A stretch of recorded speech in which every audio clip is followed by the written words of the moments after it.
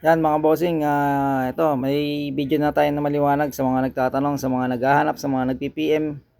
Hindi ko ma-replyan lahat mga bossing. Ito ng cord natin. Yan. Pogi niyan mga gar, mga bossing, madam. Unat na unat pa yan boss, madam. Okay, kitang-kita nyo naman. Presentable paint sa presyo niyan boss, madam. Murang mura na yan. Stock, all stock naman, all stock mags, 85% tires. Yan o, unat na unat yan mga bossing. Ang improvised plate, nasa likod yung original, dalawa. Kompleto yan. Yan. Ang mga konting ano lang naman, pero lata yan. Hindi ka bawasan niya mga bossing, boss madam. Murang mura na yan. Yan. Ikot ko kayo mga boss madam. Yan, pare-pares ang gulong. Yan, makapal na makapal pa. Tignan nyo naman oh. Ang likod, naka down pipe, naka pipe, case, spoiler, kompleto pa emblem. Yung reserva niyan, ganyan din, stock by stock. Yan.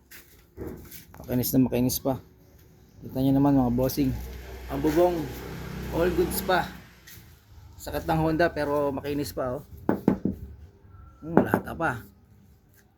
Maayos na maayos pa mga boss. Ayan.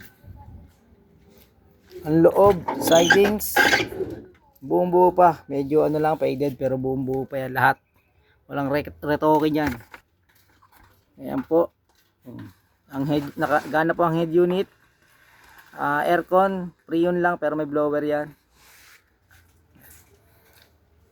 Ceiling, buong buo pa mga boss, madam.